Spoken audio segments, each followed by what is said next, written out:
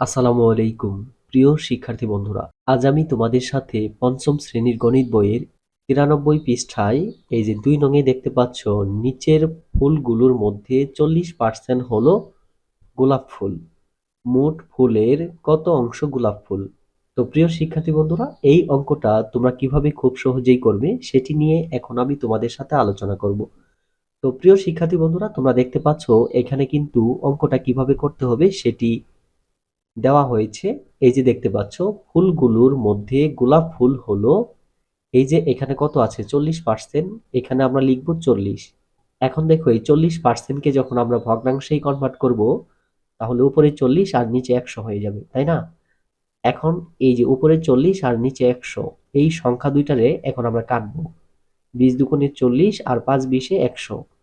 তাহলে আমরা কি পেলাম বলতো? নিচে 5 উপরে 2। এই যে ভগ্নাংশটি পেলাম এটাই কিন্তু এই যে খালি ঘর দেখতে পাচ্ছ এখানে লিখতে হবে, নিচে 5 উপরে হলো 2। এই যে আমরা ভগ্নাংশটা পেলাম এটা কিন্তু অংশ। ওকে, তার মানে হলো যে এই যে মোট ফুলের কত অংশ গোলাপ ফুল, তার মানে মোট ফুলের 5/2 অংশ হলো গোলাপ ফুল।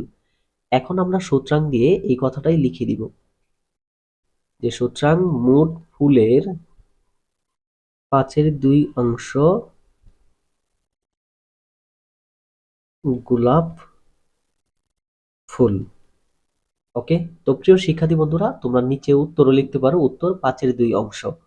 আর যদি উত্তর না লিখো তারপরেও তোমাদের অঙ্কটি হয়ে যাবে।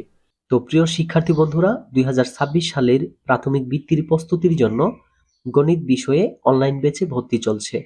তোমাদের ক্লাস নেওয়া হবে গুগল মিটে এবং একই সাথে ক্লাসগুলো রেকর্ড হবে এবং তোমাদের জন্য একটা প্রাইভেট গ্রুপ থাকবে। সেই গ্রুপে রেকর্ড ক্লাসগুলো দেওয়া হবে। যদি তোমাদের মধ্যে কেউ কোনোদিন ক্লাসে অংশগ্রহণ করতে না পারো, যেন ক্লাসটি সেখান থেকে দেখতে পারো। তো আগামী মাসের 3 তারিখ থেকে তোমাদের ক্লাস শুরু হবে। তোমাদের ক্লাস হবে সপ্তাহে 5 দিন।